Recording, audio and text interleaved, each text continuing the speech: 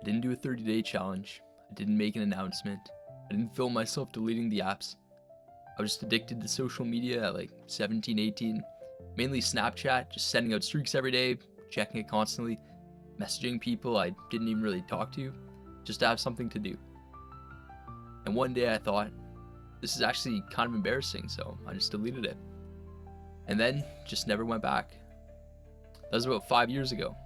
No Instagram, no TikTok, none of it. And I'm not going to stand here and tell you it 10x my productivity, because honestly don't believe that, but I will tell you what actually changed.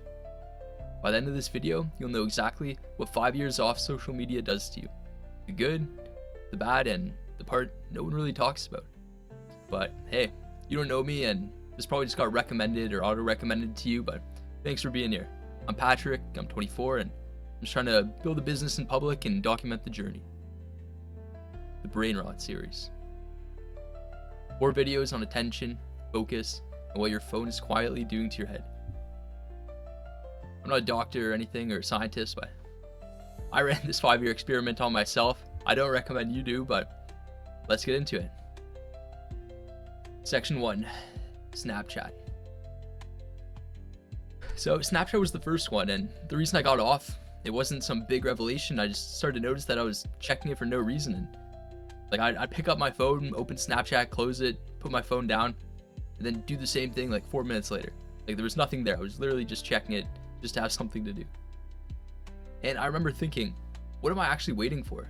Like you have this like sneaky like suspicion or like this voice inside you that's just like you should be doing more. Like why are you just wasting your day like on Snapchat or Instagram? So I deleted it. No dramatic exit. No I'm taking a break story. Just gone. And the first thing I noticed was that I had genuinely no idea what to do with myself for like a week. I remember I wanted to download it back and to kind of like keep the streaks. I remember actually that the part that annoyed me the most was like losing my streaks, because I had some that were like up to 1,000 plus. And that's kind of the system that got you for Snapchat, at least, was that little bit of dopamine. Every day it would go up by 1, and you know, you get such a compounding effect of a big number, you just want to keep it going, right? Which, I mean, tells you everything about how habitual it was, right?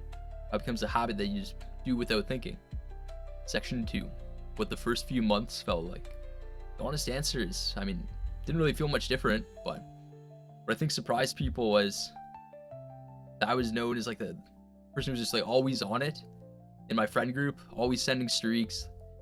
I think my score was like 1 million plus or something, just to put in perspective like how much I was like physically using this app. It would take like hours of my day, right? You don't suddenly just become super productive the second you delete the app. You need to replace it with something else, right? And for me, I mean, for a lot of it, could have definitely been done better. So if you are in a position thinking about potentially taking a break, seeing what it's like, something to keep in mind, really important. So for me, it was YouTube and TV shows, you know, long form stuff. Like would binge watch different series, like the Game of Thrones series, for instance. Things that actually had like beginnings, middle, ends.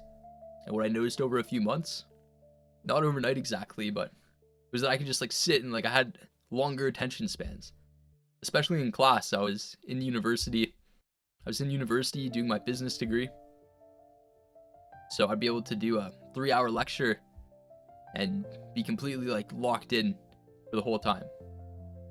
This was like the second half of my degree, or watching a 2-hour movie without picking up my phone. It was actually in this time that I decided to start picking up books again. I mean, if you're anything like me, English class in high school put you off to books a lot, because they'd always get you to read some pointless material that you just didn't care about at all.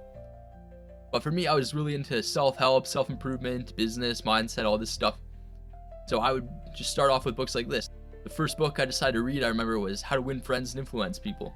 Another example of how you kind of switch something else that's taken up your time with something a little better. So it wasn't that I got smarter per se, it was just that I got my attention back and was able to reallocate that in other areas.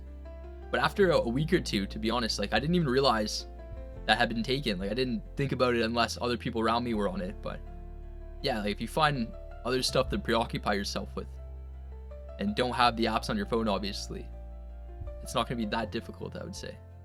Section 3, the YouTube Shorts era.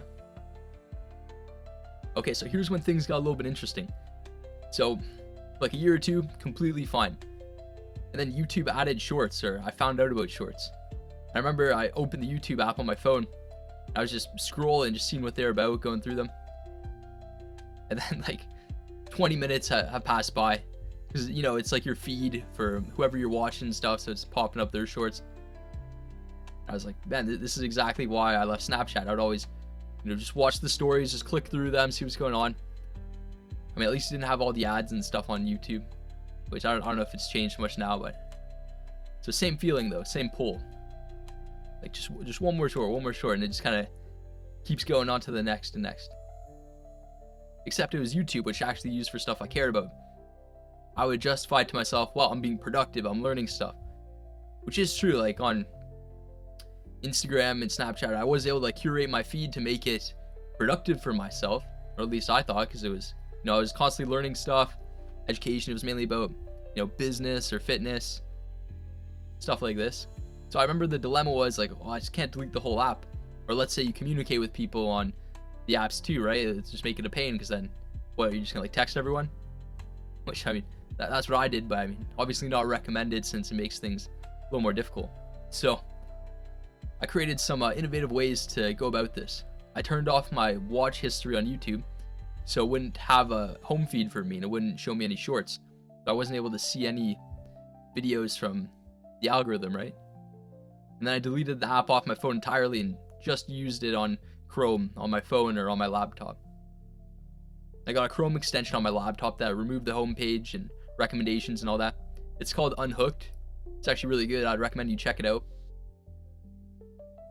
You're able to pick what you want it to show you, what you don't want it to show you.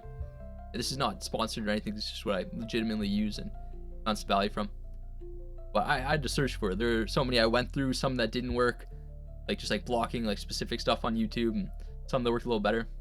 So now that I got the Chrome extension that removes from my laptop the homepage and recommendations, now if I want to watch something on YouTube, I actually have to be intentional and search for it. I have to know what I want to watch.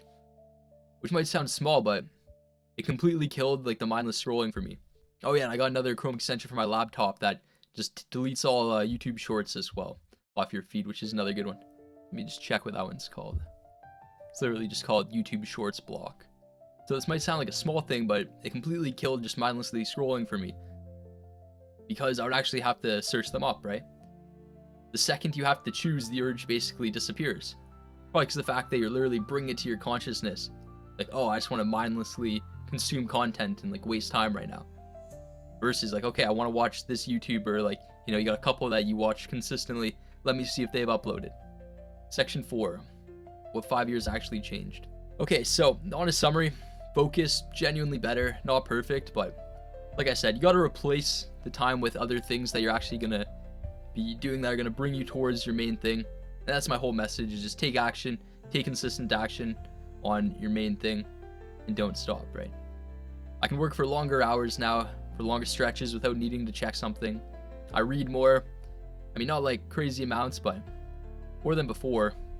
I think last year I read like 33 books or something, so less than a book a week, but I really like to listen to audiobooks, so I'll just listen to them while I'm driving to the gym or driving back or going for a walk.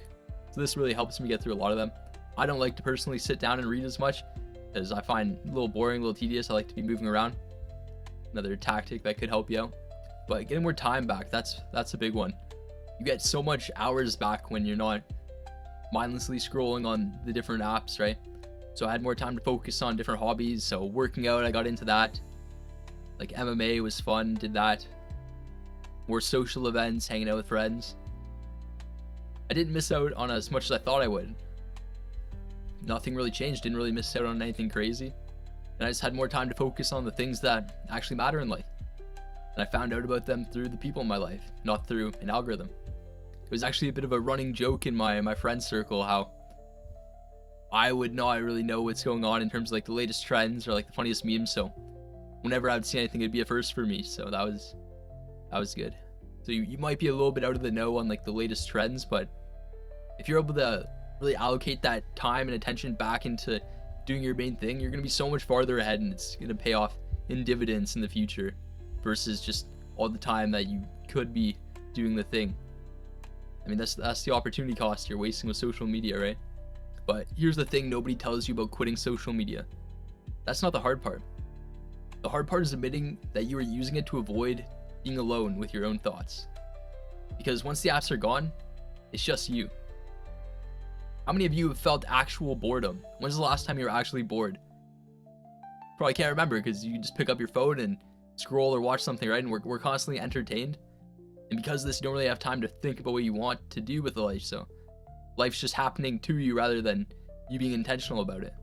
And a lot of people open Snapchat, Instagram, TikTok, not because they care about what's going on in their feed, but because they don't want to sit in silence for 30 seconds.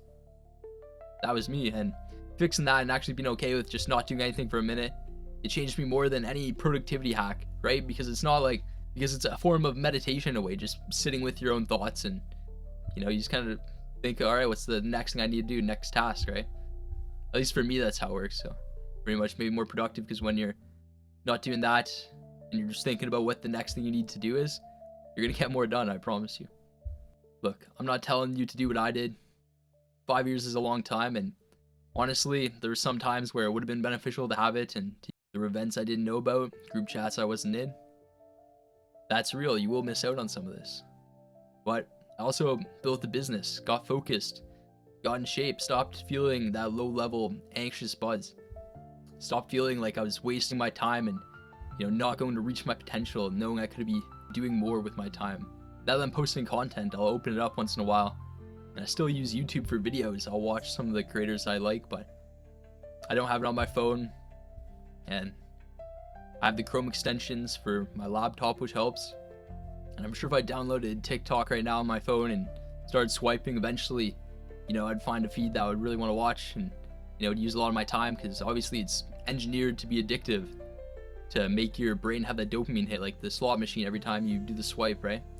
Get a new hit of dopamine for what the next piece of content is. And I mean, that'll probably always be there, right? So for me, discipline is just a game of subtraction. So you gotta ask yourself, what are you willing to sacrifice for what you want? Then the flip side of that is, if you aren't willing to make any sacrifices, your desire will become the sacrifice. Whatever you want becomes the sacrifice, because you won't be able to get there unless you're actually willing to give up other things to get more time to put into your main thing. So remember, take consistent action on your main thing and don't stop. Peace.